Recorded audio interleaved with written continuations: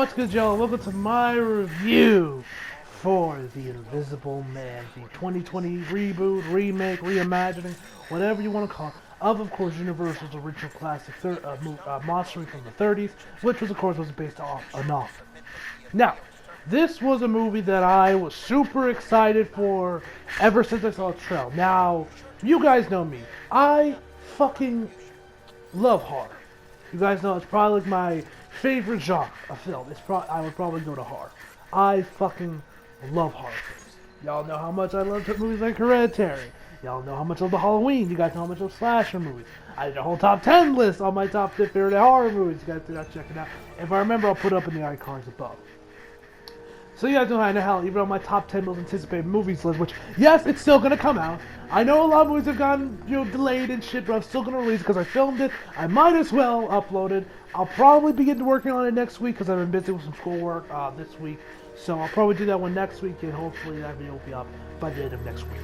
Hopefully, keyword hopefully. I do gotta re-record a little bit of it because because Fast 9, which was on my list, got delayed till April of next fucking year because of this fucking virus. So I gotta put another movie in its place that still has yet to come out that I'm most excited for. But yeah. Anyway, yeah. So as I was saying, I was really excited when I saw the trailer for it. I thought the idea of it was interesting. Of course, an abuse victim coming back, escaping her abuser, but he ends up coming back and he's like completely invisible. There's a lot you could do with that, especially if you do it properly. If you do that properly, it can end up being very great. And when I saw the trailer, when I knew this movie was gonna be something special, it was definitely that scene in the trailer when she like dumps the paint and it lands right on top of him, and you just see the outline of his body with some of the paint on top of it. At that moment, I was like, okay, this movie's gonna be something special. This is gonna be a damn good horror film. And so, of course, I wanted to see it, but then, of course, theaters got closed down a little after it came out. Didn't have a chance to watch it in theaters, so I had to wait a little longer.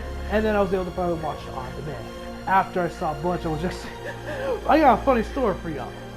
I'll mention this in my Bloodshot review if you guys haven't checked that out. I mentioned there that I wanted to watch Invisible Man because that was on there as well as well as Bloodshot. But I also wanted to see Bloodshot, but I was more interested in the Invisible Man. That was me. I was a lot more hyped for. My mom wanted to see Bloodshot instead. Do you want to know what her reasoning was? Oh, a man goes invisible and the first thing he does is terrorize a woman. And I'm like, oh no. Please don't. Please don't use that feminist bullshit on me. I obviously didn't use those exact words. If I did, my mother would probably have killed me. But, yeah, that was her reasoning because of that. Yes, my mom, I don't know who, but someone apparently has been giving my mother that some of that feminist Kool-Aid. Thankfully, she does not drink from that fountain often. Or at all. Rarely, this is like only the second time where I've had the where she's where her reasoning for like not liking something or not wanting to watch a movie sad has been questionable. Thankfully, I managed to convince her by the end of the day to get the movie next week. So, yeah, little funny story for y'all on why you guys didn't get the review last week instead you got Bloodshot. Anyway, so enough of me giving y'all some background and all this other shit. Let's discuss the film itself. So the movie is directed by Leon Whannell, I believe. Yeah, Whannell, excuse me. Who actually also worked on I think co-directed the first film or he did a screenplay of it. Either way, the guy's done a bunch of other horror movies. He also did this movie called Upgrade. Never heard of it. And I also know he also worked on the Insidious movies as well. So, this dude definitely he's definitely worked on some really great horror films. And of course, it stars Elizabeth Moss. We'll talk about her in a second. Fuck me, was she awesome. Oliver Jackson Connell, Aldous Hodge, Storm Raid, and many more. And so the plot, Johnny Depp was in this movie? Wait, was he cut? Legit, I'm going through the cast list on Google, and at the end before it says view all, is Johnny Depp. I don't remember him even being in the movie. Maybe it was an extra, maybe it was in the background. I don't even remember him in the movie. But that's not here. Anyway, so the movie starts after Elizabeth Moss's character, Cecilia, escapes her abuser. She finds that she commits suicide and is given $5 million. And everything seems to be all good. But then slowly she starts to think that maybe he might not have actually committed suicide. Instead, he's stalking her, and he has somehow made himself invisible. Now, let's talk about the movie. So, first off, the cast. Elizabeth Moss. If this woman does not get a fucking Oscar nom for a performance here, you are gonna hear it from me. We gonna have problems, Kim. I know, I said I would forget the cow for Logan, which I did because Joaquin Phoenix got his award. But motherfucker, if I don't give a damn this movie's a fucking horror film, a thriller film, whatever, y'all better adapt it. You gave it to Kathy Bates for Misery. Then again, you pretty much had to because of how good a performance is. Y'all motherfuckers better be doing that again for this one. Y'all screwed over my, shit, what was her name? The chick in Hereditary. Fuck, I can't remember her name. Damn it, I have to look it up. Damn it. But, fuck, I can't remember her name. Shit, that's pissing me off. What was her name? Toni Collette. Y'all motherfuckers screwed over Toni Collette for Hereditary. Y'all didn't even fucking nominate her. So, y'all better rectify with this one. If she just gets a nomination, I'll be pissed if she doesn't win, but hey, you at least nominated her.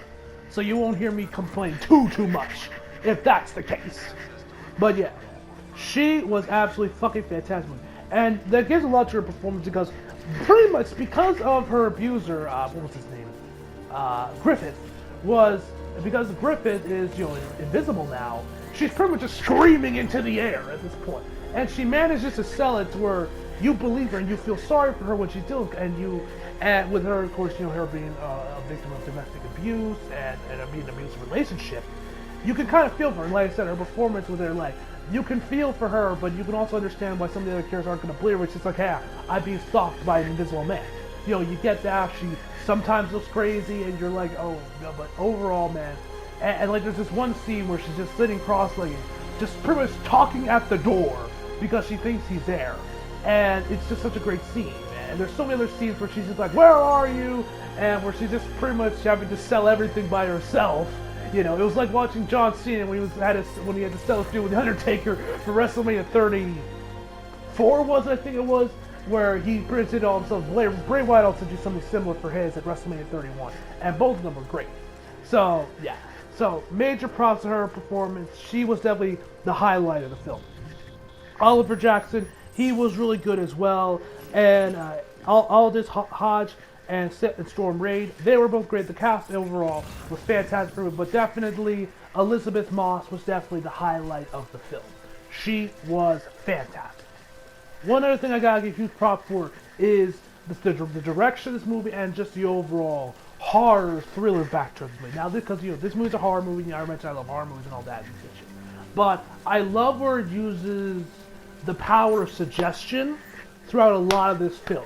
They don't go around just showing you the invisible man, quote unquote showing them.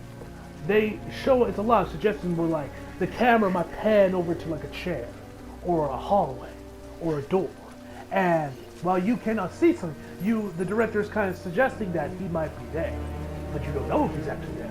For all you know, he could be there, but for all you know, it could just be a wall or a door. You don't know. And I love that because that makes the movie even more intense where you're like, oh shit, is he there?